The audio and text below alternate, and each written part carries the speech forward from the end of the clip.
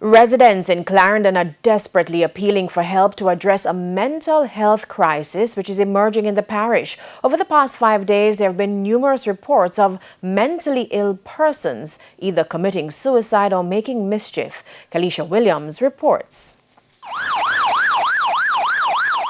Tuesday, October 5, firefighters in Clarendon responding to an emergency on Sharp Avenue. A fire, we were told, was started by this woman, a hairdresser who residents say started displaying signs of a mental illness recently. She was living over here and them put her out because she had mashed up the place.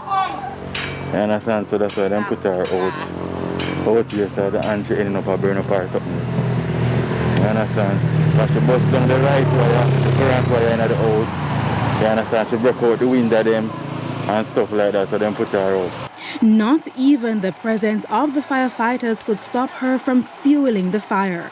While the fire threatened this property, residents were more concerned about another burning issue. And more time a day, she would beg me a little food. I give her a little food, the next door neighbor would give her some food to see me. So she just need assistance. Then on Wednesday, 9 minutes away in Oliver Gardens, a similar problem. A mentally ill man, Eugene McPherson, started a fire, this time at his own house, and locked himself inside. Yesterday, he smashed up a lot of things. And neighbors went in and protected what was left. And this morning, 2 young ladies went into the house to tidy the house, and he ran them out of the house. His charred body was later found in the house by firefighters. This woman, who said she taught Mr. McPherson in high school, said he was a teacher, but his life took a turn for the worse when he got mentally ill. These stories point to a bigger problem throughout the parish.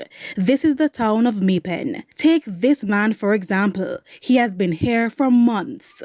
George Pang is a good man, but basically, in condition I get worse, and him all over the business place across Denby Street, and people will buy him things, but in foot now, it get worse and worse every day, and it even a smell.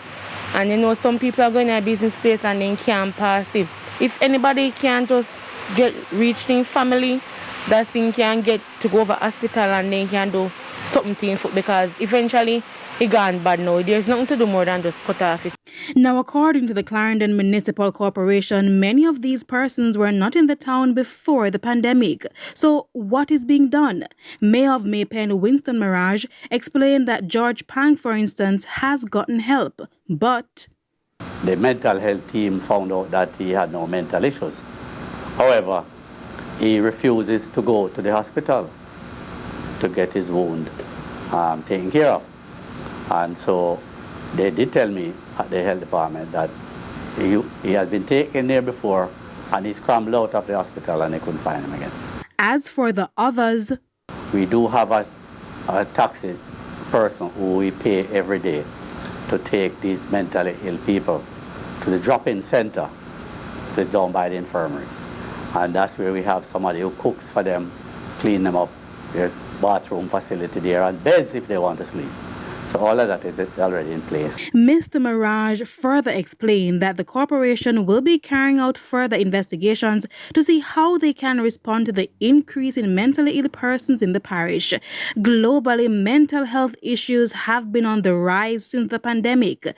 In the United States, in 1 month alone, 40% of adults reported struggling with mental illness or substance abuse. Kalisha Williams, TVJ News.